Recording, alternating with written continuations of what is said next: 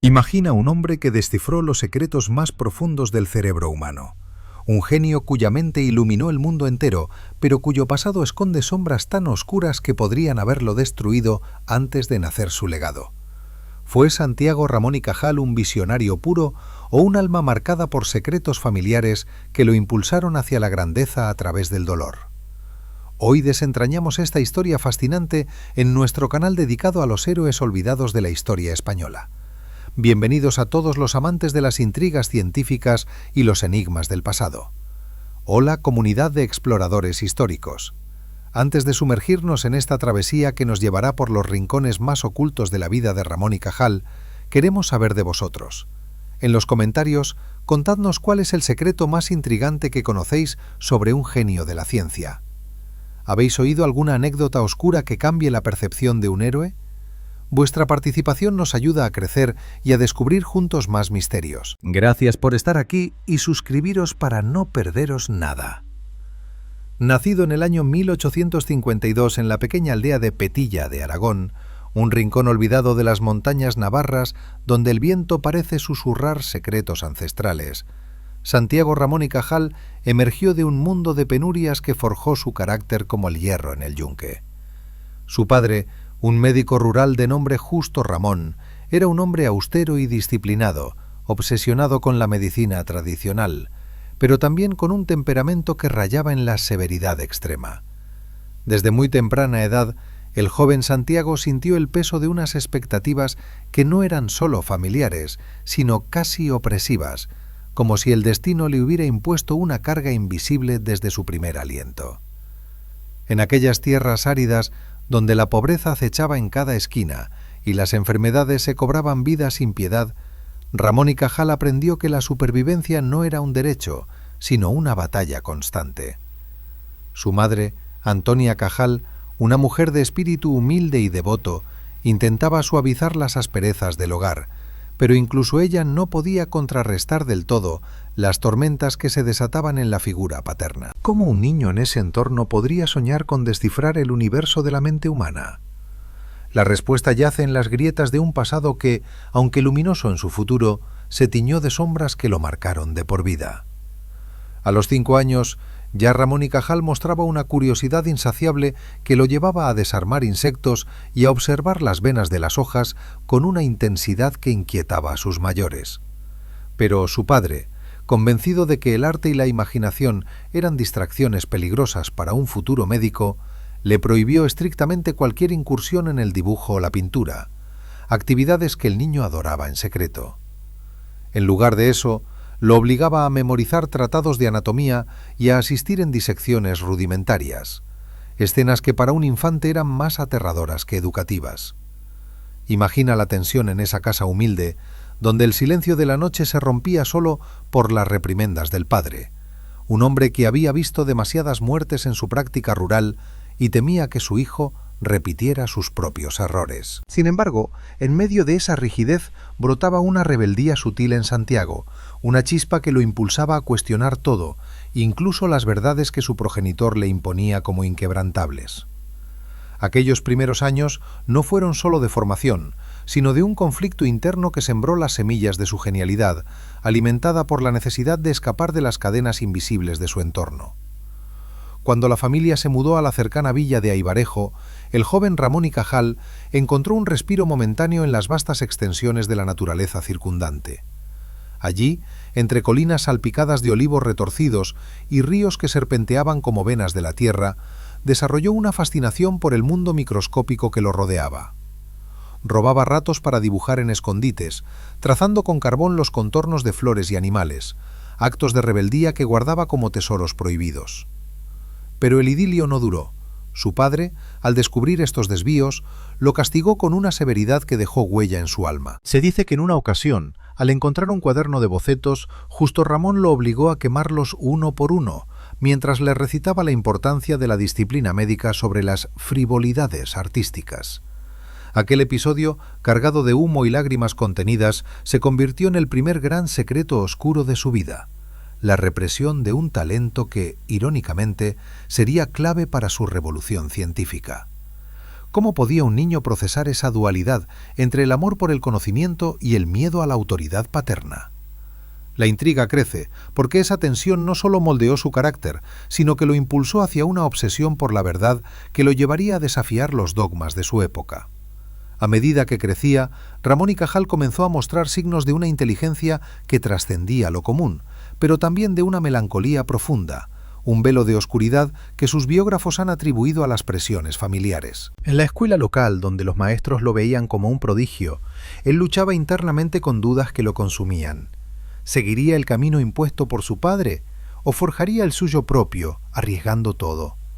Sus primeros experimentos, como diseccionar ranas a escondidas para entender sus nervios, revelaban no solo curiosidad, sino una urgencia por desentrañar lo oculto, como si buscara respuestas a las sombras de su propio hogar. El padre, ajeno a esta profundidad emocional, lo inscribió en el Instituto de Huesca a los 11 años, un paso que pretendía enderezar su rumbo, pero que en realidad avivó la llama de la rebelión. En aquellas aulas frías, rodeado de compañeros de familias más acomodadas, Ramón y Cajal se sintió como un forastero, un chico de aldea con sueños que chocaban contra la realidad de su origen humilde. Las burlas por su acento aragonés y su ropa remendada solo intensificaron su determinación, transformando el dolor en combustible para su ambición. Pero el verdadero abismo se abrió cuando a los 12 años una epidemia de cólera azotó la región, y su padre lo involucró directamente en la atención de los enfermos. Ver cuerpos contorsionados por el veneno invisible del mal, oler la muerte en cada aliento, dejó en el joven una impronta indeleble. En medio del caos, Ramón y Cajal ayudó a su padre en autopsias improvisadas, cortando tejidos putrefactos bajo la luz de una lámpara de aceite, momentos que lo confrontaron con la fragilidad de la vida de manera brutal. ¿Era esto el destino que le aguardaba? ¿Una existencia de lucha constante contra la oscuridad de la enfermedad? Aquella experiencia no solo aceleró su madurez, sino que plantó la semilla de una pregunta que lo perseguiría toda la vida. ¿Qué es lo que realmente nos hace humanos, más allá de la carne y el hueso? La tensión entre el horror vivido y la belleza que intuía en la estructura del cuerpo lo impulsó a mirar más allá, hacia el cerebro, ese órgano misterioso que parecía contener las respuestas a todos los enigmas. A los 16 años, Ramón y Cajal ya había intentado huir del yugo paterno al enlistarse en el ejército sin permiso, un acto de rebeldía impulsado por el deseo de libertad y aventura. Pero su padre, con conexiones en Zaragoza, lo rescató rápidamente, y el castigo fue una reclusión aún más estricta. En esa época el joven comenzó a padecer una tuberculosis que lo debilitó físicamente, confinándolo a meses de reposo en el campo. Allí, en la soledad de las sierras, su mente bullía con ideas prohibidas. Leía vorazmente libros de historia natural, robados de la biblioteca paterna, soñando con un mundo donde la ciencia no estuviera encadenada a la tradición. La enfermedad, lejos de doblegarlo, agudizó su percepción, haciendo que viera en cada célula un universo en miniatura. Sin embargo, el secreto más oscuro de esta fase fue su lucha interna con la depresión, un abismo emocional que lo hacía cuestionar su valor, alimentado por las críticas constantes de su padre. ¿Podría un genio como él emerger de tales profundidades? La intriga se intensifica, porque justo cuando parecía hundirse, un giro inesperado lo catapultaría hacia su destino. Ingresó finalmente en la Universidad de Zaragoza en 1873, estudiando medicina no por vocación pura, sino por la presión familiar que lo asfixiaba. Las aulas, llenas de profesores dogmáticos que repetían teorías obsoletas, lo frustraban profundamente.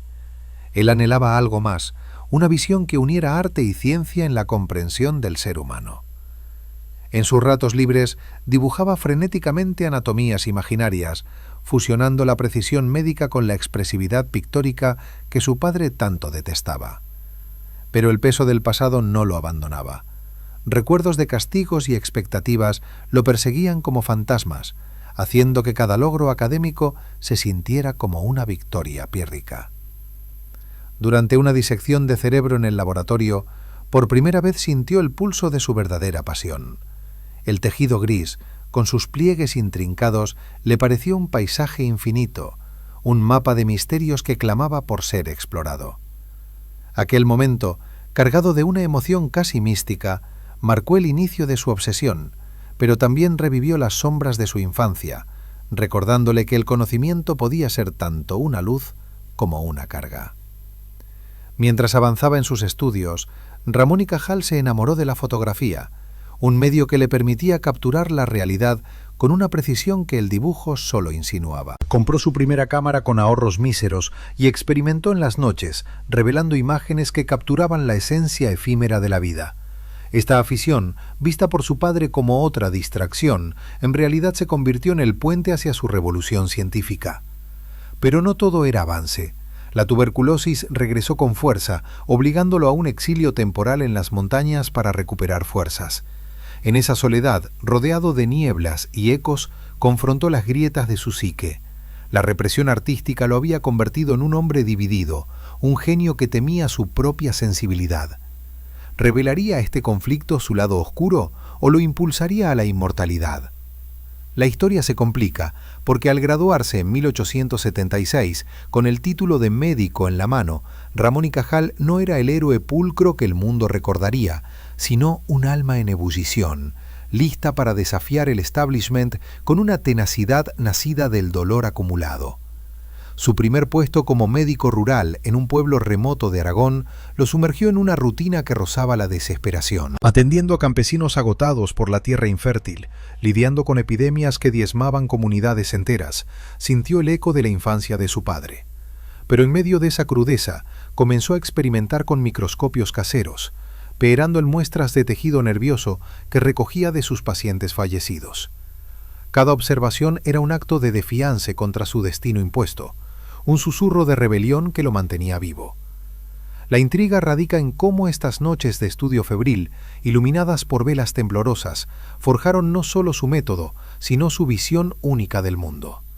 Sin embargo, el aislamiento avivó sus demonios internos. Cartas a amigos revelan un hombre atormentado por dudas, preguntándose si valía la pena el sacrificio. Justo cuando la oscuridad parecía engullirlo, una oportunidad en Valencia lo llamaría, prometiendo un nuevo capítulo donde su genio podría brillar, pero no sin revelar más secretos de su pasado turbulento. La tensión crece y el viaje apenas comienza. Al llegar a Valencia en 1877 como médico asistente en el Hospital de la Misericordia,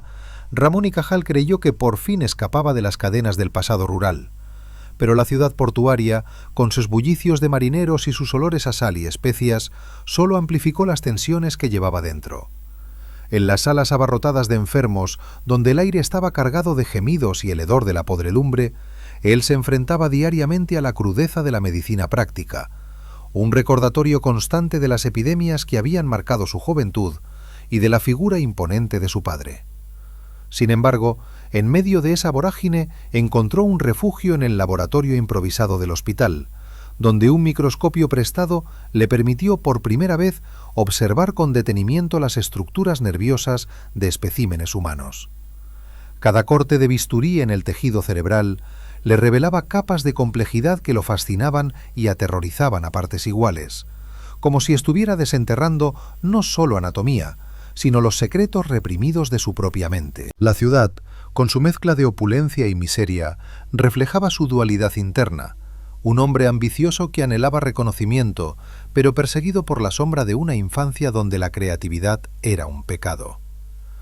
Durante sus primeras semanas en Valencia, Ramón y Cajal se sumergió en experimentos que lo alejaban de la rutina clínica, pasando noches enteras ajustando lentes y preparando tintes caseros para resaltar las fibras neuronales bajo la luz tenue de una lámpara. Su matrimonio con Silveria Falcó, una joven de familia acomodada que conoció en círculos médicos locales, trajo un breve oasis de estabilidad emocional, pero incluso en la calidez de ese nuevo hogar, las discusiones con su esposa sobre su obsesión por el trabajo revelaban las grietas de su carácter. Un genio que sacrificaba lo personal por lo intelectual, un patrón que se remontaba a las reprimendas paternas. Silveria, con su paciencia y su apoyo silencioso, intentaba anclarlo a la realidad, pero él veía en ella un reflejo de la ternura materna que había perdido en su niñez, un bálsamo temporal contra la melancolía que lo invadía en momentos de duda. En el hospital, sus colegas lo miraban con una mezcla de admiración y recelo, pues sus métodos innovadores chocaban con las prácticas tradicionales y sus dibujos detallados de células nerviosas, realizados en secreto durante las guardias, hablaban de una pasión que rayaba en la manía. ¿Podría esta nueva vida en Valencia redimir su pasado oscuro, o solo lo expondría más, atrayendo envidias que amenazarían su ascenso? La tuberculosis, esa compañera tenaz que lo había acechado desde la adolescencia, regresó con virulencia en los inviernos húmedos de la ciudad, obligándolo a periodos de convalecencia que lo confinaban a su habitación, donde la frustración se convertía en un torbellino interno. En esas horas de inmovilidad forzada, su mente divagaba hacia recuerdos prohibidos, las hogueras de sus dibujos infantiles, las autopsias bajo la lluvia con su padre, escenas que lo llenaban de una ira contenida hacia el destino que parecía conspirar contra su libertad. Para combatir el hastío, comenzó a escribir un diario personal, páginas llenas de reflexiones crudas sobre la neurociencia emergente y sobre su propia psique, admitiendo en confesiones veladas cómo la represión paterna había forjado en él una determinación feroz, pero también una soledad profunda. Cuando se recuperaba lo suficiente, volvía al microscopio con renovada intensidad, experimentando con la técnica de Golgi, un método italiano que teñía selectivamente las células nerviosas, permitiéndole vislumbrar conexiones que nadie más había visto.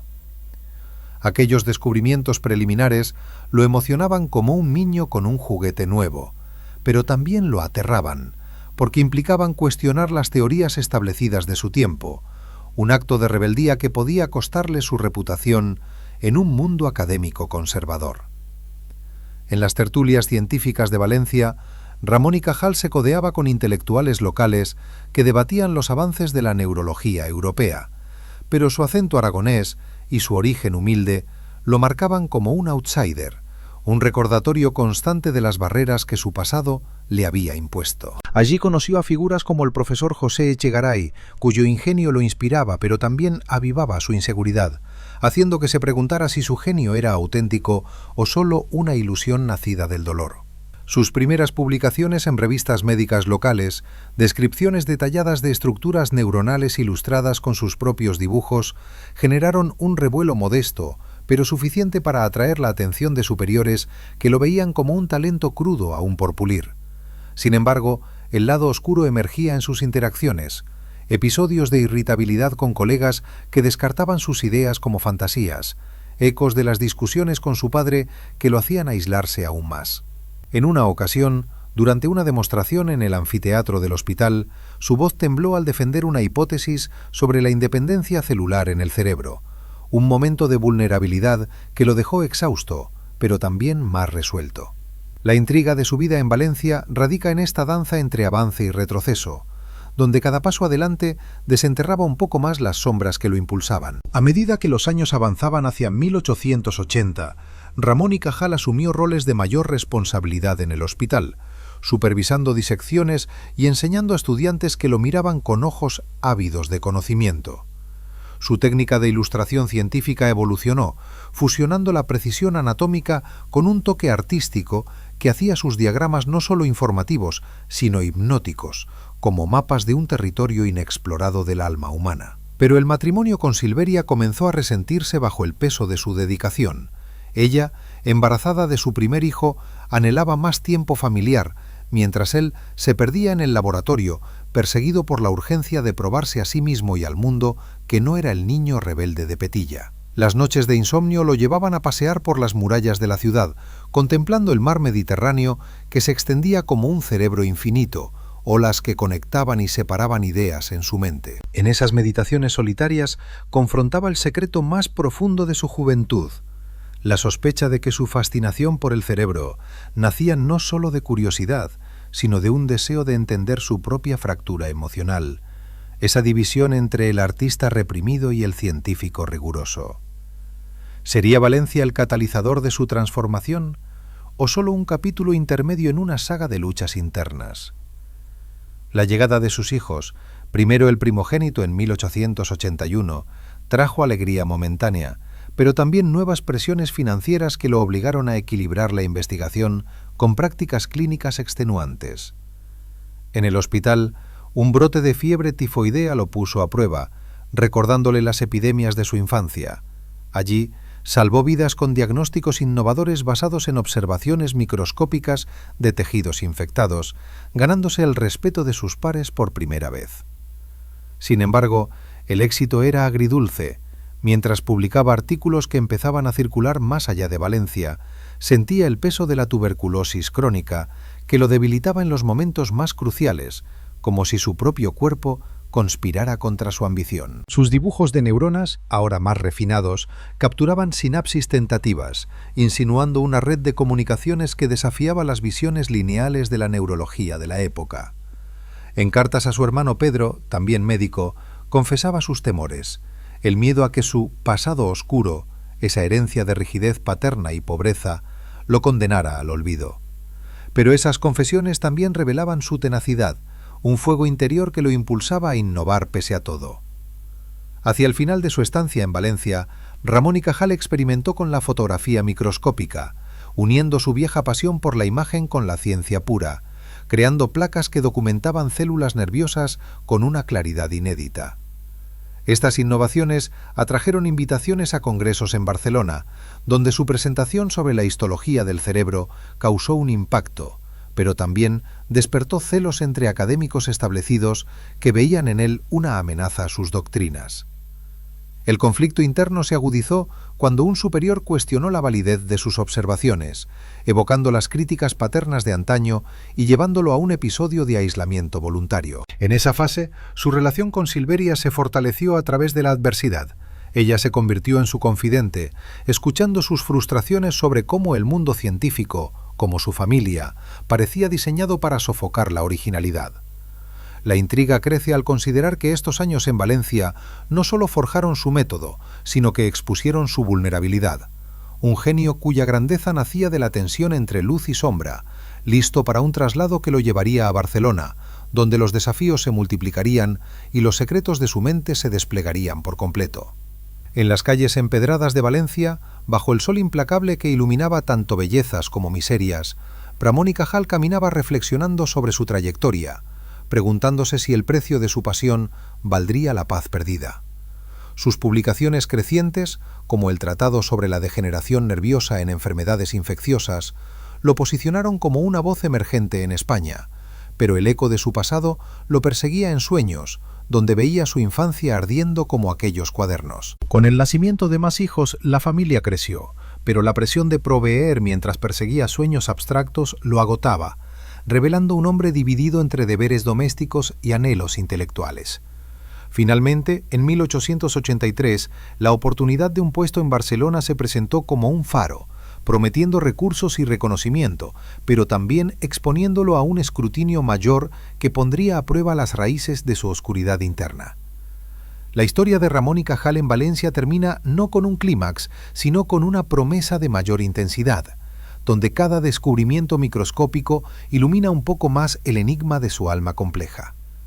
La mudanza a Barcelona en 1883 representó para Ramón y Cajal un umbral hacia un mundo más vasto y exigente, donde las torres de la ciudad condal se erguían como torres de marfil intelectuales, pero también como prisiones potenciales para su espíritu inquieto. Nombrado médico adjunto en el Hospital de la Santa Cruz y San Pablo, se encontró inmerso en un ambiente de eruditos cosmopolitas que debatían no solo anatomía, sino las corrientes filosóficas que sacudían Europa, un contraste brutal con la rusticidad valenciana que lo había moldeado. Las calles vibrantes, llenas de catalanes orgullosos y mercaderes con acentos extranjeros, lo rodeaban con un bullicio que estimulaba su mente, pero también avivaba sus inseguridades. ¿Podría este forastero aragonés, con su pasado de represiones y enfermedades, conquistar un centro académico tan elitista? En las salas del hospital, donde los pacientes llegaban desde los muelles del puerto con dolencias exóticas,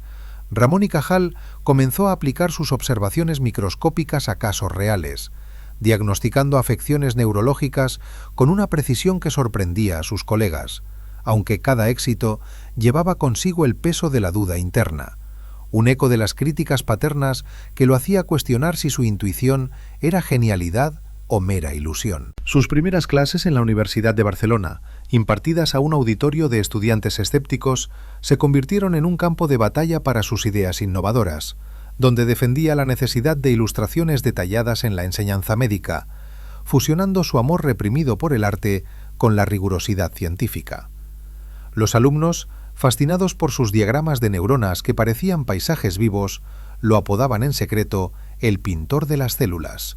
un título que lo halagaba, pero también lo hería, recordándole las hogueras de su infancia, donde su padre había incinerado sus primeros intentos creativos. En el laboratorio universitario, equipado con microscopios más avanzados que los de Valencia, experimentó con muestras de tejido cerebral de donantes anónimos, revelando ramificaciones neuronales que sugerían una independencia funcional de las células, una hipótesis que chocaba frontalmente con la doctrina reticular dominante de la época. Cada sesión nocturna, bajo la luz parpadeante de gas, lo cercaba a una revelación, pero también lo agotaba físicamente, ya que la tuberculosis latente lo obligaba a pausas repentinas, momentos en los que la soledad lo invadía y sus pensamientos derivaban hacia los sacrificios familiares. Silveria, ahora madre de varios hijos, lidiaba sola con la casa, mientras él perseguía visiones etéreas, un desequilibrio que empezaba a erosionar su matrimonio con silencios cargados de reproches no dichos. La sociedad barcelonesa, con sus salones literarios y círculos científicos exclusivos, lo acogió con una mezcla de curiosidad y reserva. En una cena con prominentes médicos catalanes, Ramón y Cajal expuso sus teorías sobre la histología nerviosa, ganándose aplausos tibios, pero también miradas de sospecha de aquellos que veían en su origen humilde una amenaza a su estatus. Su hermano Pedro, que lo visitaba ocasionalmente, se convertía en su confidente en esas noches de insomnio, compartiendo anécdotas de su propia carrera más estable y advirtiéndole sobre los peligros de la obsesión, consejos que Ramón y Cajal escuchaba con una sonrisa amarga, sabiendo que su oscuridad, esa herencia de rebelión y dolor, era el motor de su avance. Publicó su primer libro significativo en 1885, Lecciones de Histología Normal y Patológica, un volumen ilustrado que circuló por España y llegó hasta París, atrayendo elogios de figuras como el patólogo francés Cornille, pero también críticas locales que lo acusaban de sensacionalismo artístico en detrimento de la ciencia pura. Esas reseñas negativas revivían en él el fantasma paterno, haciendo que se encerrara en el estudio durante días, refinando sus dibujos hasta que cada línea capturaba no solo forma, sino la esencia vibrante de la vida neuronal. Mientras su reputación crecía, Ramón y Cajal se involucró en la fotografía científica con mayor fervor, fundando una sociedad fotográfica en Barcelona que le permitió colaborar con artistas y científicos, un espacio donde por fin podía abrazar su dualidad sin juicios. Sin embargo, el lado sombrío emergió en conflictos con autoridades universitarias que recortaban fondos para su laboratorio, obligándolo a mendigar recursos como un paria, una humillación que lo llenaba de una rabia contenida similar a la de su adolescencia. En el hospital, un caso particularmente trágico de una niña con parálisis cerebral lo obsesionó, llevándolo a diseccionar su tejido post-mortem en secreto para entender las conexiones fallidas, un acto que lo confrontó con la ética de su pasión y lo hizo reflexionar sobre si su curiosidad rayaba en la profanación. Silveria, al enterarse, lo confrontó con lágrimas, recordándole los niños que tenían en casa y cómo su ausencia emocional los marcaba. Un diálogo que expuso las fracturas de su relación. Él, un visionario aislado. Ella, el ancla que lo mantenía humano. La intriga de estos años barceloneses radica en cómo el éxito profesional amplificaba sus demonios internos, transformando cada logro en una batalla contra las sombras que lo habían forjado. Hacia 1887, Ramón y Cajal viajó por primera vez a Madrid para presentar sus trabajos en la Real Academia de Medicina, un periplo que lo expuso al corazón del establishment español, donde políticos y nobles dictaban los destinos científicos. En las sesiones, sus ilustraciones de neuronas purkinjenses, células con dendritas como coronas arbóreas, causaron furor, pero también debates acalorados con conservadores que defendían la red neuronal como un tejido continuo, negando su visión de neuronas discretas. Regresó a Barcelona exhausto pero inspirado, fundando su propio laboratorio privado con fondos escasos, un refugio donde podía experimentar libremente con la tinción de Golgi, revelando morfologías que lo dejaban sin aliento. Arborizaciones que sugerían sinapsis, puentes invisibles entre mentes. Sin embargo, la presión económica lo obligó a aceptar cargos adicionales en clínicas privadas, atendiendo a la alta sociedad catalana con diagnósticos neurológicos que salvaban reputaciones y fortunas, pero que lo dejaban vacío, anhelando el puro descubrimiento. En cartas a amigos europeos confesaba su frustración con el atraso español, atribuyéndolo en parte a su propia herencia de un país rural que lo había condicionado a luchar por cada avance. La vida familiar en Barcelona se complicó con el nacimiento de más hijos, alcanzando 6 en total, una bendición que traía alegría pero también caos, ya que Ramón y Cajal delegaba la crianza en Silveria, mientras se perdía en microscopios y libros. Una crisis de salud en 1888, cuando la tuberculosis lo postró nuevamente, lo forzó a confrontar su mortalidad. En la cama, delirante, revivió escenas de su infancia, el cólera, las disecciones forzadas, y juró a su esposa que equilibraría su vida si sobrevivía. Recuperado milagrosamente, redobló esfuerzos en publicaciones, lanzando Elementos de histología en 1890, un texto que consolidó su nombre en Europa, pero que también atrajo rivales celosos que cuestionaban su originalidad, insinuando plagios de técnicas italianas. Esos ataques lo herían profundamente, evocando la soledad de sus años formativos, y lo llevaron a un periodo de introspección, donde escribió ensayos privados sobre la psicología del científico, explorando cómo el trauma personal alimenta la innovación. La tensión en su matrimonio alcanzó un pico cuando Silveria amenazó con separarse, exigiendo presencia, un ultimátum que lo obligó a ceder parcialmente, incorporándola a sus discusiones científicas como musa y crítica. En los cafés intelectuales de la Rambla, Ramón y Cajal debatía con modernistas catalanes sobre el rol del arte en la ciencia,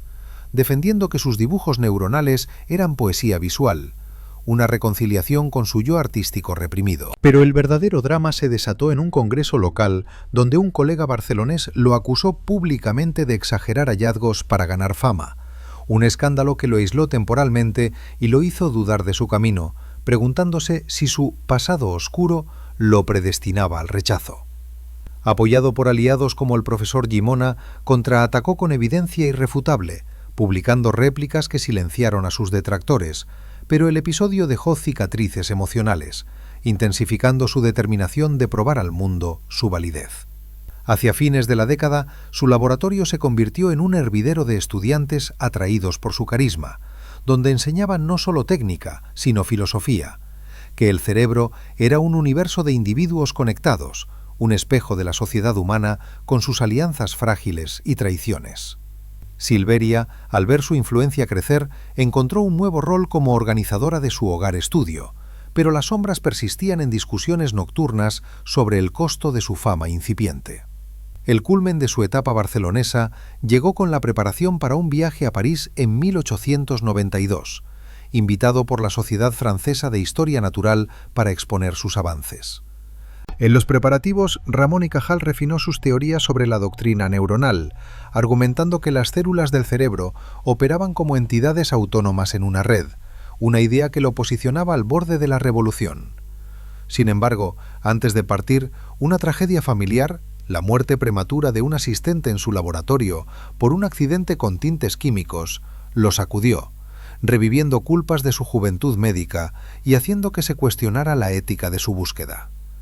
En Barcelona, ciudad de contrastes entre innovación y tradición, Ramón y Cajal había evolucionado de outsider a figura prominente, pero a un precio: su salud frágil, su matrimonio tenso y su psique marcada por conflictos no resueltos. El llamado de París prometía validación internacional, pero también exposición total de sus vulnerabilidades, llevando la intriga de su vida a un nuevo nivel, donde el genio y la oscuridad se entrelazarían en descubrimientos que cambiarían la historia para siempre. El viaje a París en 1892 se presentó como el gran salto que Ramón y Cajal había anhelado durante años de lucha en la periferia española, una ciudad que brillaba como faro de la ciencia europea, con sus boulevards iluminados y laboratorios que bullían de ideas revolucionarias, pero que también lo confrontaría con sus inseguridades más profundas como un espejo implacable de su origen humilde. Al cruzar los Pirineos, en un tren que traqueteaba con el peso de sus esperanzas, dejó atrás a Silveria y los niños en Barcelona, prometiendo cartas que narrarían no solo avances científicos, sino la validación de un hombre que había emergido de las sombras aragonesas para desafiar a los gigantes del conocimiento. En la capital francesa, donde el aire estaba impregnado de progreso y ambición, se instaló en un modesto alojamiento cerca de la Sorbona, rodeado de intelectuales que hablaban de Darwin y Pasteur como profetas, un entorno que lo emocionaba, pero también lo intimidaba, recordándole las barreras idiomáticas y culturales que su pasado rural le había impuesto. Durante su primera conferencia en la Sociedad Francesa de Anatomía, expuso sus dibujos de neuronas con una pasión que capturó la sala, describiendo cómo las células nerviosas se ramificaban como árboles en un bosque interconectado, una metáfora que evocaba su propia vida, raíces profundas en el dolor, ramas extendiéndose hacia lo desconocido. En los laboratorios parisinos, Ramón y Cajal encontró mentores inesperados, como el histólogo Pierre Rambier, quien lo invitó a colaborar en disecciones avanzadas de tejido cerebral, permitiéndole acceder a microscopios de última generación que revelaban detalles que en España solo podía imaginar. Cada observación bajo aquellos lentes precisos era un triunfo, pero también un recordatorio de las limitaciones que su tuberculosis le imponía, obligándolo a pausas donde la fatiga lo invadía y sus pensamientos derivaban hacia el hogar. ¿Valía la pena el sacrificio de tiempo con su familia por esta búsqueda obsesiva que lo consumía? Sus publicaciones en revistas francesas, traducidas con esfuerzo, generaron un zumbido inicial, con elogios de figuras como Jean-Martin Charcot, el maestro de la neurología, quien vio en sus ilustraciones una frescura que revitalizaba el campo estancado por dogmas reticulares. Sin embargo, no todo era alabanza. En debates acalorados de la academia, colegas franceses lo cuestionaban por su énfasis en la individualidad neuronal, viéndolo como un forastero excéntrico que mezclaba arte con ciencia, ecos de las críticas paternas que lo hacían apretar los puños en silencio.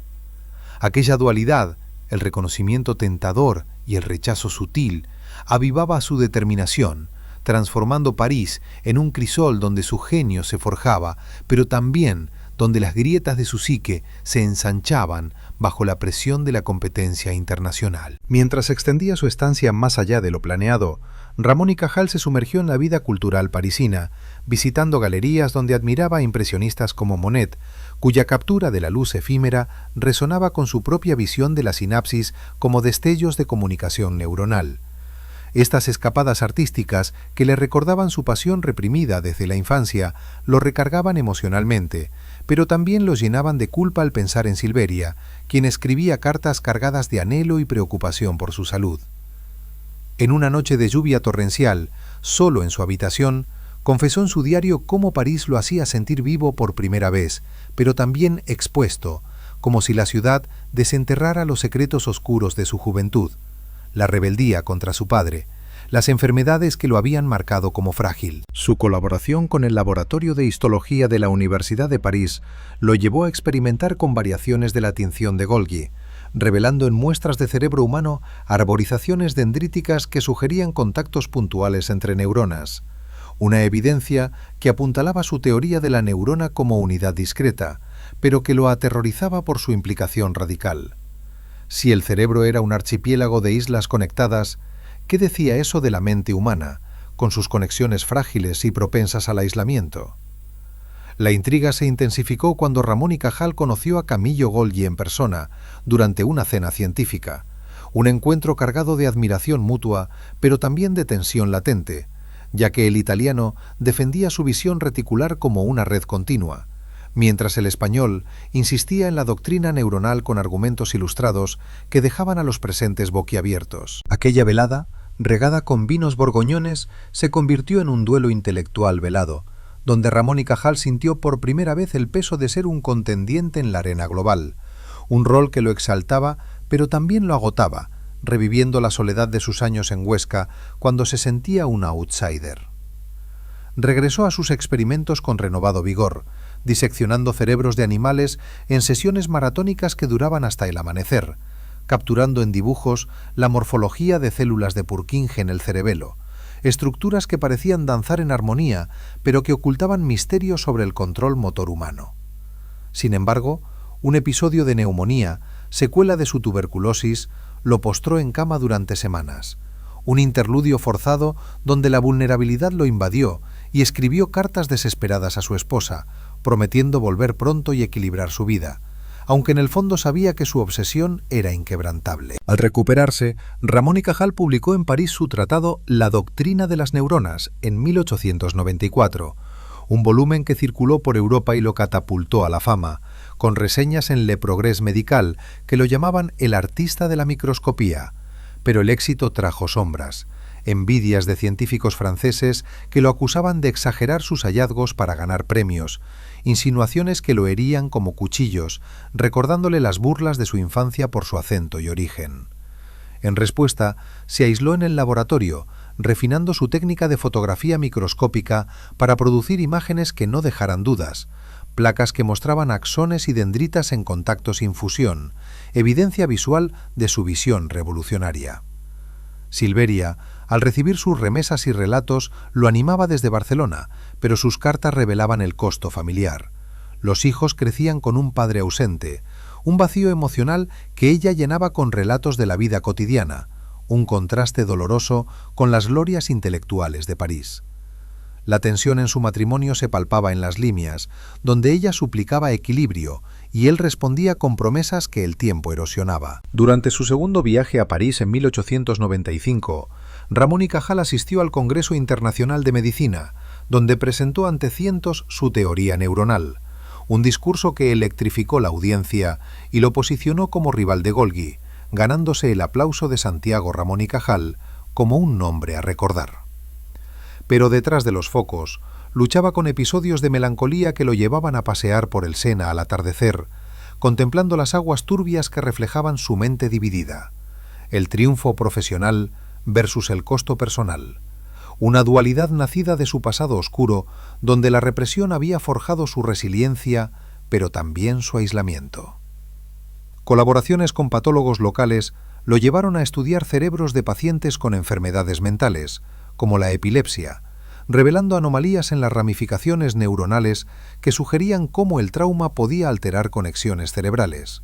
una observación que lo conmovía personalmente, como si descifrara las sombras de su propia psique. En una carta a su hermano Pedro, confesó que París lo había transformado, pero a un precio. La exposición constante avivaba sus dudas sobre si era digno de tal grandeza, un eco de las inseguridades paternas que lo perseguían. La vida en París no era solo ciencia. Ramón y Cajal se integró en círculos bohemios, debatiendo con escritores y artistas sobre la intersección de mente y creación, ideas que enriquecían su trabajo, pero también lo distraían, generando tensiones cuando sus anfitriones esperaban más socialización de la que podía dar.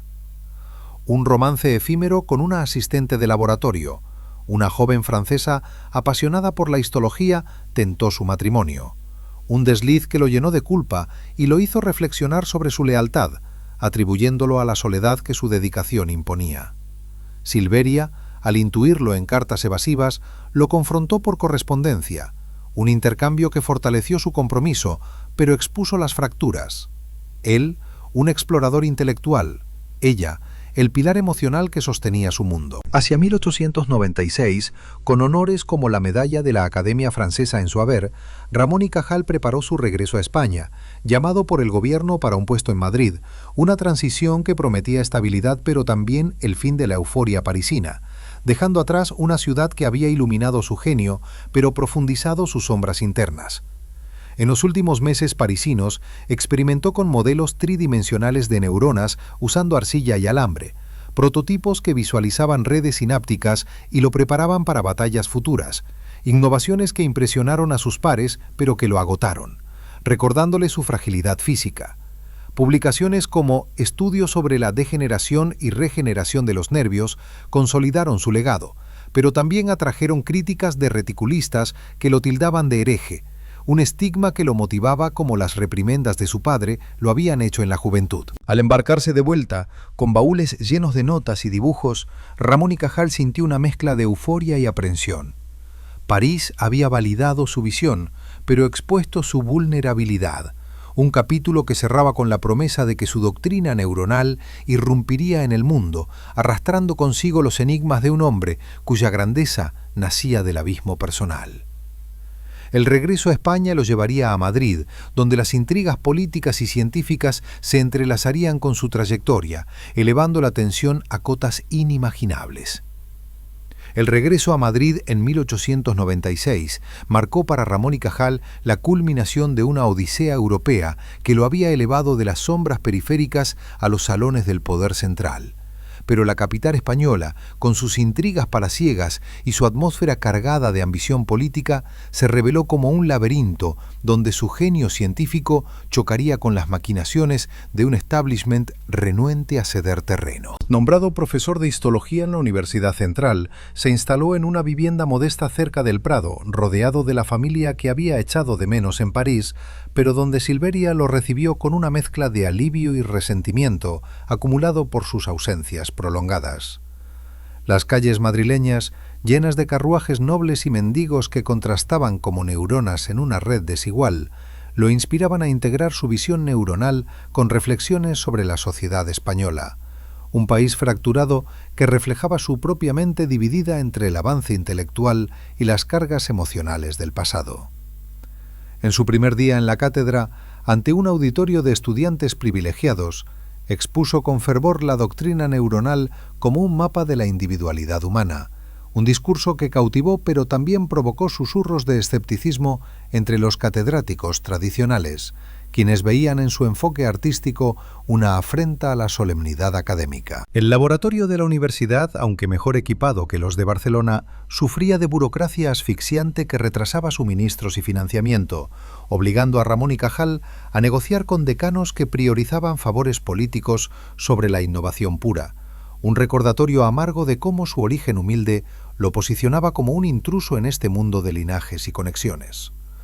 Silveria, ahora administradora de facto de su hogar, luchaba por mantener la unidad familiar con 6 hijos que demandaban atención, mientras él se perdía en sesiones de microscopía que duraban hasta la medianoche, dibujando con precisión obsesiva las sinapsis que imaginaba como puentes frágiles entre almas. Sus primeras conferencias públicas en la Real Sociedad Española de Historia Natural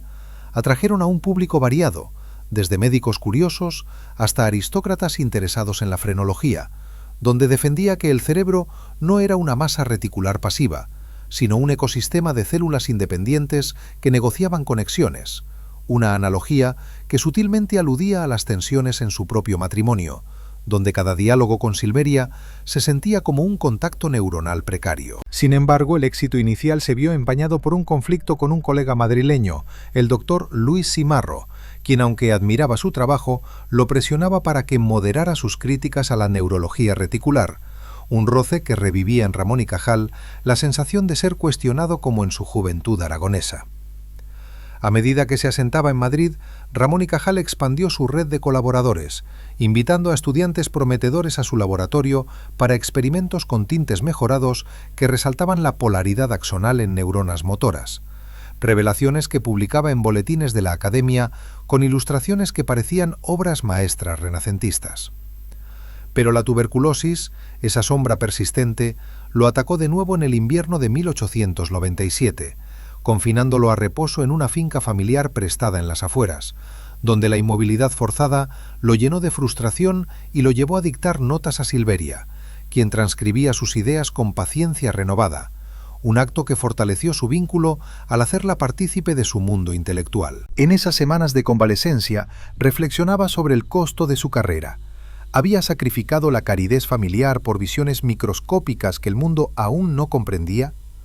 Regresado al laboratorio, redobló esfuerzos en estudios sobre la regeneración nerviosa, diseccionando nervios periféricos de conejos para observar cómo las fibras se ramificaban en respuesta a lesiones, un proceso que lo fascinaba por su paralelismo con su propia resiliencia, emergiendo una y otra vez de las profundidades de la enfermedad y el rechazo. la intriga madrileña se agudizó con la llegada de Noticias de Italia, donde Camillo Golgi publicaba defensas apasionadas de su teoría reticular, citando trabajos de Ramón y Cajal, pero distorsionándolos para ajustarlos a su visión, un agravio que lo indignó y lo impulsó a escribir réplicas en francés para audiencias internacionales, posicionándose como el defensor de la independencia neuronal, con argumentos que fusionaban evidencia microscópica y lógica filosófica. En las tertulias de la Academia de Ciencias debatía con vehemencia ante pares que lo miraban con una mezcla de respeto y temor, pues su carisma oratorio, forjado en las adversidades pasadas, convertía cada sesión en un espectáculo intelectual donde exponía modelos de redes sinápticas que prefiguraban el funcionamiento de la memoria y el aprendizaje. Silveria, al asistir a una de estas veladas, vio por primera vez el alcance de su influencia, pero también el agotamiento en sus ojos, lo que la llevó a organizar cenas familiares más frecuentes para anclarlo a la realidad doméstica, un equilibrio precario que evitaba colapsos emocionales. Sus hijos, ahora adolescentes, comenzaban a mostrar interés en su trabajo, con el mayor asistiendo en preparaciones de muestras, un legado que lo llenaba de orgullo, pero también de temor por las presiones que heredarían. Hacia 1898, Ramón y Cajal fundó la revista trimestral de Histología Micrográfica, una publicación que se convirtió en su tribuna para difundir la doctrina neuronal en España y Europa, con artículos detallados sobre la estructura del hipocampo que sugerían mecanismos de plasticidad cerebral, ideas que anticipaban descubrimientos modernos, pero que en su época generaban controversia al desafiar creencias arraigadas. El estallido de la guerra hispano-estadounidense ese año lo distrajo temporalmente, ya que atendió a heridos en hospitales militares, aplicando su conocimiento de patología nerviosa a traumas de combate que revelaban daños sinápticos por conmociones, experiencias que lo confrontaron con la fragilidad humana en escala masiva y lo hicieron cuestionar si su ciencia podría mitigar tales horrores. En medio del caos bélico, recibió una invitación para un puesto permanente en la Universidad de Madrid, consolidando su estatus, pero el precio fue una carga administrativa que lo alejaba del microscopio, generando frustración que descargaba en discusiones con Silveria sobre el futuro de la familia en un Madrid cada vez más volátil. Sus dibujos de neuronas durante esta época capturaron una urgencia febril, ramificaciones que parecían huir del caos externo, reflejando su propia huida interna de las sombras del pasado. La vida personal en Madrid se enriqueció con la llegada de nietos tempranos, pero también se tensó por problemas financieros derivados de la guerra, obligando a Ramón y Cajal a vender ilustraciones científicas para sostener el hogar, un acto que lo humillaba al recordar su pobreza infantil, pero que también lo motivaba a buscar patrocinios europeos. En una expedición a la Sierra de Guadarrama para recolectar especímenes frescos, sufrió un accidente menor que exacerbó su tuberculosis, un incidente que lo postró nuevamente y lo llevó a una crisis espiritual donde cuestionó su fe católica heredada, viendo en la complejidad neuronal un diseño divino, pero también caótico, que explicaba el sufrimiento humano. Silveria, a su lado durante la recuperación, se convirtió en su ancla espiritual, recordándole las raíces aragonesas que lo habían forjado resistente. Un diálogo que profundizó su relación y lo inspiró a escribir un ensayo privado sobre la neurociencia y la religión, explorando cómo las conexiones cerebrales podrían ser metáforas de la gracia divina. Al volver a la rutina, su laboratorio bullía con estudiantes que replicaban sus técnicas, formando una escuela madrileña de histología que extendía su influencia. Pero las envidias crecían entre colegas que lo acusaban de monopolizar recursos, ecos de las rivalidades parisinas que lo aislaban socialmente. En 1900, Ramón y Cajal fue elegido miembro de la Real Academia de Medicina, un honor que lo validó nacionalmente, pero que vino con expectativas de lealtad política, presionándolo a aliarse con facciones conservadoras que frenaban reformas científicas, un dilema ético que lo atormentaba como las expectativas paternas de antaño. Sus experimentos sobre el sistema nervioso central avanzaron con estudios de la corteza visual, revelando capas de neuronas especializadas que sugerían procesamiento modular de la información sensorial, descubrimientos que publicaba con diagramas hipnóticos que atraían incluso a artistas madrileños. Sin embargo, Un escándalo menor surgió cuando un asistente falsificó datos en un paper coescrito, un error que manchó su reputación temporalmente y lo obligó a defender su integridad en una audiencia académica. Un proceso agotador que revivió dudas sobre su liderazgo y lo hizo reflexionar sobre cómo su obsesión podía corromper a otros.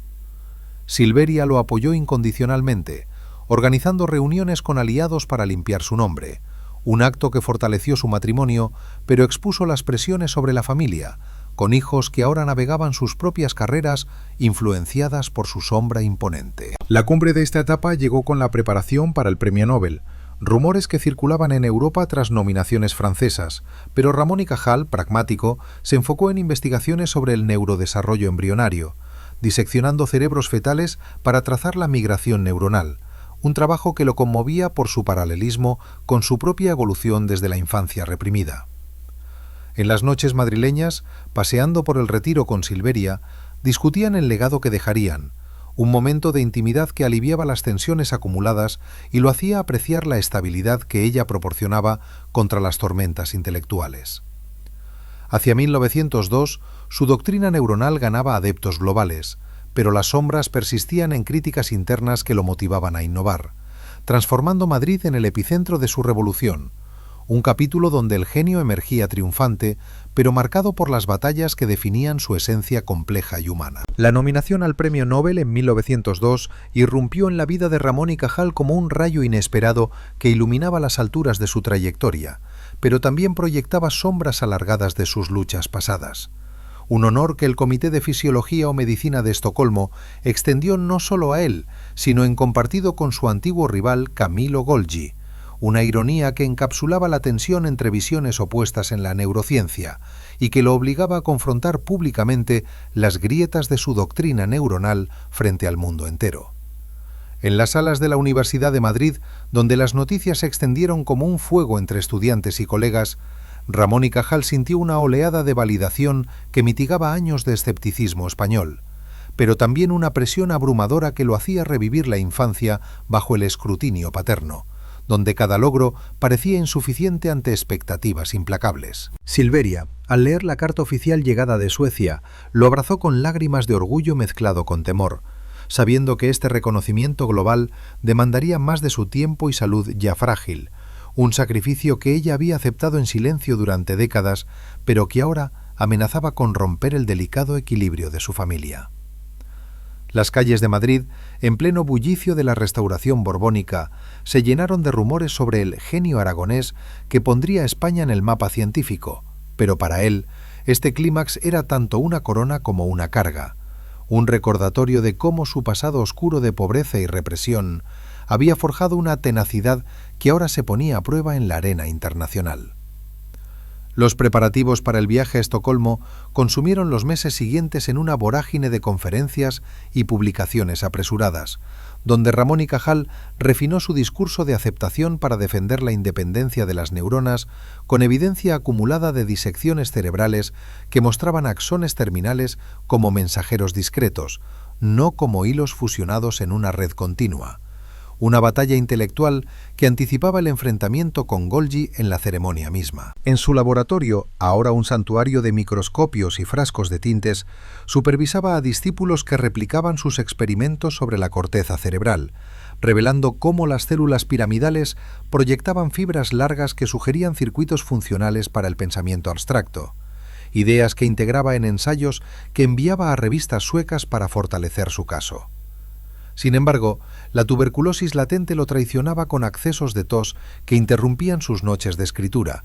momentos en los que Silveria lo cuidaba con infusiones caseras y le recordaba las promesas de moderación, un diálogo tierno pero cargado de la tensión acumulada por sus ausencias emocionales en la crianza de los hijos, ahora adultos, que miraban con admiración, pero también con preocupación, el costo físico de su padre.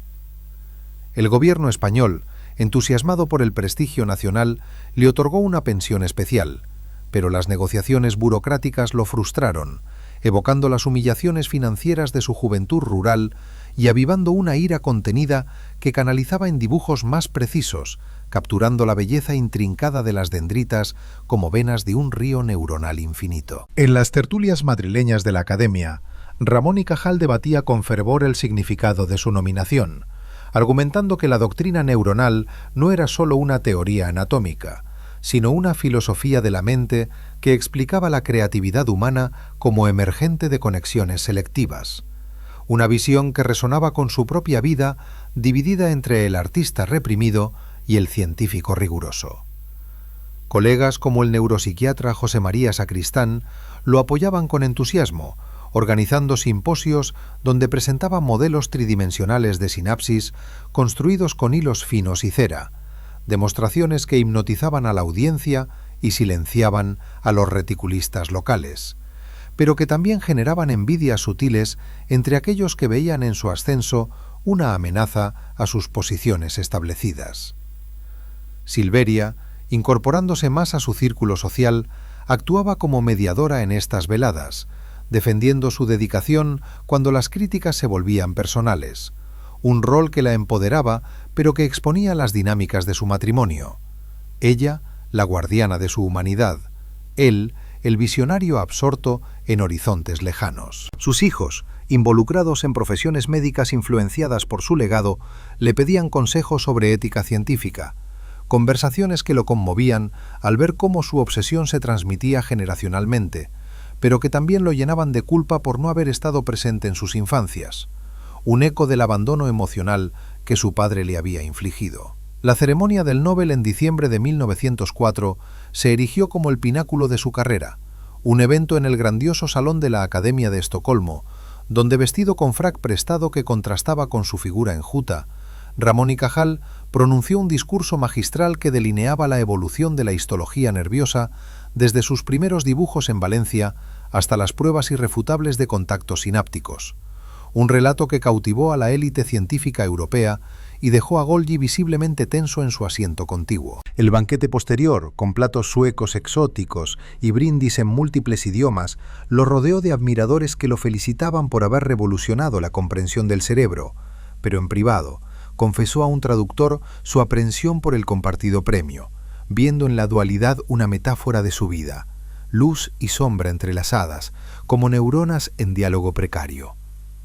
El viaje de regreso a Madrid, cargado de medallas y recortes de prensa, lo transformó en un héroe nacional, con el rey Alfonso XIII recibiéndolo en palacio para condecoraciones que elevaban su estatus, pero que también lo ataban a obligaciones protocolarias que lo alejaban del laboratorio, generando una frustración que descargaba en cartas a amigos europeos sobre la brecha entre reconocimiento y libertad creativa. Tras el Nobel, Ramón y Cajal se sumergió en proyectos ambiciosos financiados por el Premio Monetario, fundando un instituto de neurobiología en Madrid que se convirtió en epicentro de investigaciones sobre patología neuronal, donde estudiaba cerebros de pacientes con Alzheimer incipiente, revelando atrofias sinápticas que prefiguraban teorías modernas de la demencia, un trabajo que lo obsesionaba por su paralelismo con el envejecimiento que sentía en su propio cuerpo debilitado. Silveria, beneficiada por la estabilidad económica, organizaba el nuevo Hogar Instituto con eficiencia, pero las tensiones surgían en discusiones sobre su retiro parcial, ya que ella anhelaba viajes familiares que él posponía por experimentos sobre la plasticidad cortical en ratones, demostrando cómo estímulos ambientales remodelaban conexiones, una analogía con su propia evolución desde las penurias aragonesas. En 1905, un viaje a Berlín para colaborar con Émile Dubois-Reymond lo expuso a la vanguardia alemana, donde debatió sobre neurotransmisores hipotéticos que mediaban la sinapsis, ideas que enriquecían su doctrina, pero que lo agotaban, regresando con una recaída tuberculosa que lo confinó meses. Un periodo de introspección donde escribió memorias fragmentarias sobre cómo su pasado oscuro había impulsado su empatía por los misterios de la mente humana. La fama nobeliana atrajo estudiantes internacionales a su instituto, formando una escuela diversa donde enseñaba técnicas de tinción avanzadas que resaltaban la glía como soporte neuronal, descubrimientos que publicaba en tratados como La neurona como unidad funcional, en 1906, un volumen que consolidaba su legado, pero que generaba controversias compulistas que insistían en evidencias bioquímicas faltantes. En el ámbito personal, la muerte de un hermano menor por complicaciones médicas lo sumió en duelo, reviviendo pérdidas de su juventud y llevándolo a reflexionar sobre la herencia genética de enfermedades, un tema que integró en estudios sobre predisposiciones neuronales. Silveria, a su lado en el luto, lo animaba a equilibrar el trabajo con recuerdos familiares, organizando cenas donde los nietos lo rodeaban, momentos que suavizaban su aislamiento intelectual, pero que contrastaban con las noches solitarias en el laboratorio, diseccionando cerebros para entender el dolor emocional como disrupción sináptica. Hacia 1907, rechazó ofertas de universidades extranjeras para quedarse en España, un acto de lealtad que honraba sus raíces, pero que lo frustraba ante el atraso local, canalizando su energía en campañas por más fondos científicos que lo posicionaban como figura pública, elevando la intriga de su vida post-Nobel a un tapiz de triunfos y sacrificios entrelazados. En las sombras de su gloria, Ramón y Cajal enfrentó críticas renovadas de Golgi, quien en publicaciones italianas minimizaba la doctrina neuronal como especulación artística, ataques que lo motivaban a responder con evidencias fotográficas de sinapsis en el bulbo olfatorio, estructuras que sugerían procesamiento sensorial modular y que publicaba en colaboración con discípulos franceses. Su matrimonio, fortalecido por la adversidad, se enriqueció con viajes cortos a la costa andaluza, donde Silveria lo convencía de pausas para observar la naturaleza, inspirando analogías entre ecosistemas marinos y redes neuronales, un respiro que aliviaba su melancolía crónica. Sin embargo, la presión de conferencias globales lo agotaba, como un tour por América Latina en 1908, donde expuso ante audiencias hispanas su visión del cerebro como motor de la identidad cultural, un discurso que resonaba con su herencia española, pero que lo dejaba exhausto, regresando con una neumonía que lo obligó a delegar en instituto temporalmente. En este capítulo madrileño post-Nobel, Ramón y Cajal emergía no solo como laureado, sino como un pensador integral, cuya grandeza se tejía con hilos de oscuridad personal, preparando el terreno para exploraciones más profundas en los misterios de la conciencia que definirían sus años crepusculares. Los años post-Nobel en Madrid se desplegaron para Ramón y Cajal como un crepúsculo prolongado, donde la luz de su gloria científica se entretejía con las sombras inevitables del envejecimiento. Un periodo en el que su Instituto de Neurobiología se convirtió en un faro para generaciones de investigadores, pero donde la tuberculosis crónica y las presiones acumuladas de una vida de batallas internas comenzaron a reclamar su precio definitivo, recordándole que incluso el genio más brillante no podía escapar del abismo humano que había estudiado con tanta pasión. En 1909, con el cuerpo debilitado por décadas de noches insones ante el microscopio, Ramón y Cajal se retiró parcialmente de la enseñanza activa, delegando clases a discípulos leales como el joven Augusto Pi Suñé, pero manteniendo el mando de investigaciones avanzadas sobre la estructura del tálamo, revelando núcleos neuronales que actuaban como estaciones de relevo sensorial, circuitos que sugerían cómo la mente filtra la realidad en un tapiz de percepciones selectivas. Una metáfora que resonaba con su propia vida, filtrada por el dolor y la determinación. Silveria, ahora una compañera inseparable en su vejez, organizaba el instituto como un hogar extendido, mediando entre su esposo obsesionado con el legado y los hijos adultos que abogaban por su descanso. Un equilibrio frágil que evitaba colapsos, pero que no podía ocultar la melancolía que lo invadía en momentos de quietud, cuando reflexionaba sobre cómo su doctrina neuronal, nacida de rebeliones contra la rigidez paterna, había transformado la comprensión global del cerebro sin borrar las cicatrices de su origen humilde. En el corazón del instituto, Ramón y Cajal supervisaba experimentos sobre la mielinización axonal, estudiando cómo las vainas protectoras permitían la velocidad en las transmisiones nerviosas, descubrimientos que publicaba en tratados como El mundo visto a los 80 años, en 1922,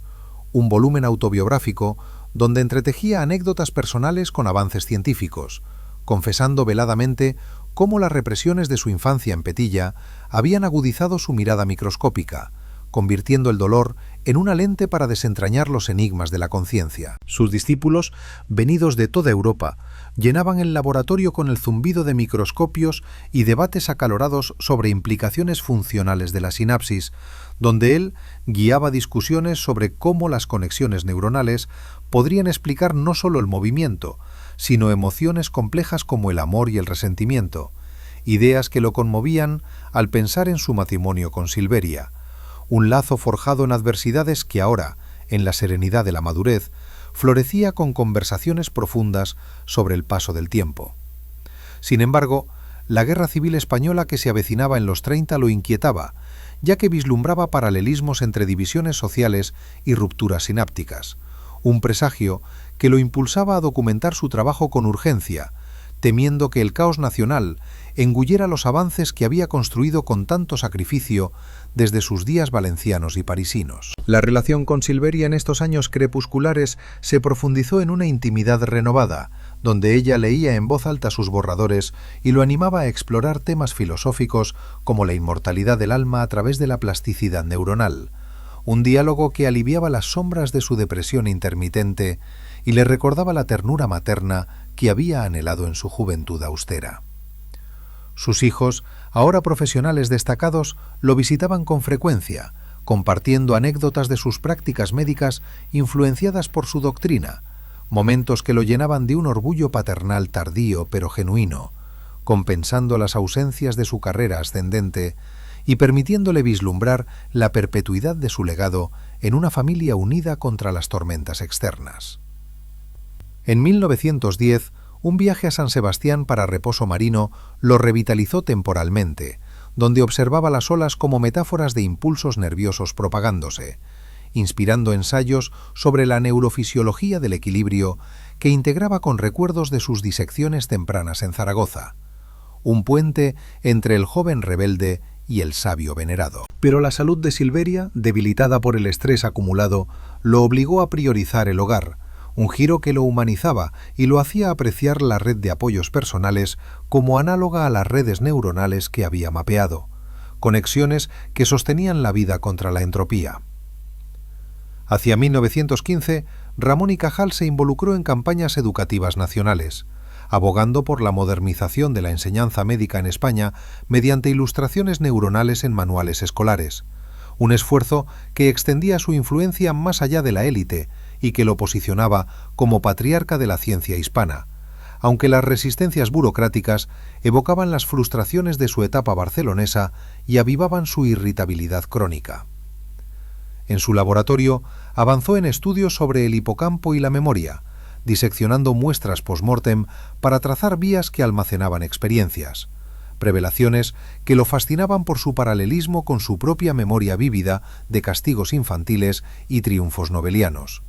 Un trabajo que publicaba en colaboración con neurocientíficos franceses para contrarrestar el aislamiento español. La muerte de amigos cercanos, como el patólogo madrileño que había sido su aliado en debates reticulares, lo sumió en reflexiones sobre la mortalidad neuronal, donde veía en la degeneración sináptica un modelo del declive humano,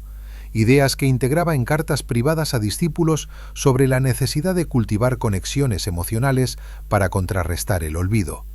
Silveria, testigo de estas meditaciones, lo acompañaba en paseos por el Retiro, donde discutían el futuro del instituto como un monumento a su vida compartida, un bálsamo contra las sombras que aún susurraban dudas sobre el valor de su sacrificio personal. En 1920, con el 80º aniversario aproximándose, Ramón y Cajal compiló su obra magna Historia de mi labor científica, un relato exhaustivo que narraba desde sus primeros microscopios caseros en Aragón hasta las batallas europeas por la doctrina neuronal, un texto donde entre líneas confesaba cómo el pasado oscuro de represión artística y enfermedades había sido el catalizador de su genialidad, transformando adversidades en innovaciones que cambiaron la medicina para siempre. El lanzamiento del libro generó homenajes nacionales, con banquetes en su honor donde el rey y ministros lo alababan, pero en privado sufría accesos de debilidad que lo confinaban a la cama, momentos en los que Silveria le leía pasajes de sus propios escritos, un ritual que fortalecía su espíritu y le recordaba que su impacto trascendía el cuerpo frágil. Sus nietos, fascinados por sus cuentos, lo rodeaban en visitas familiares, pidiéndole explicaciones sobre las ciudades dentro del cerebro que dibujaba en servilletas, anécdotas que perpetuaban su pasión y lo hacían sonreír ante la idea de que su legado se ramificaba, como las dendritas que había ilustrado con maestría.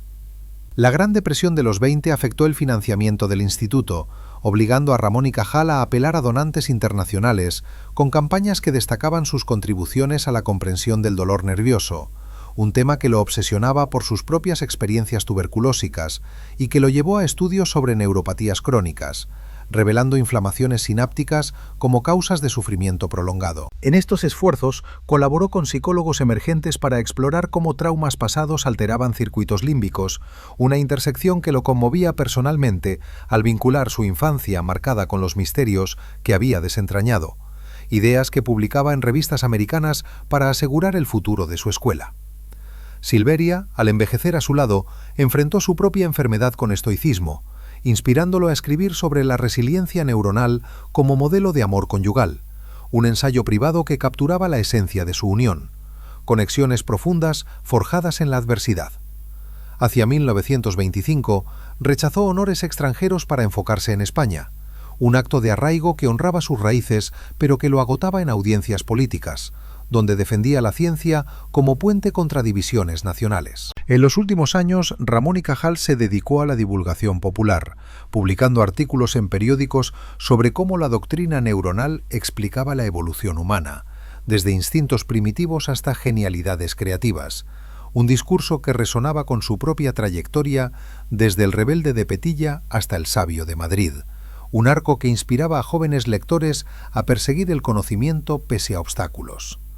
La tuberculosis, ahora terminal, lo confinó progresivamente, pero su mente permanecía activa, dictando notas sobre la regeneración cortical en la vejez, estudios que prefiguraban la neuroplasticidad moderna y que legaba a discípulos con instrucciones detalladas para continuar su labor.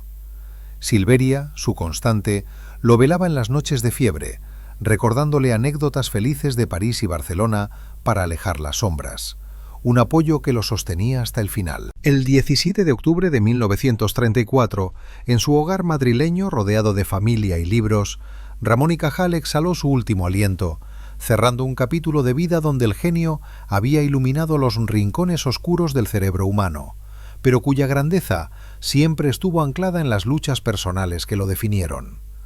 Su legado perdura en la neurociencia moderna, donde la doctrina neuronal se erige como pilar fundamental, inspirando avances en tratamientos para enfermedades mentales y exploraciones de la conciencia que él solo vislumbró.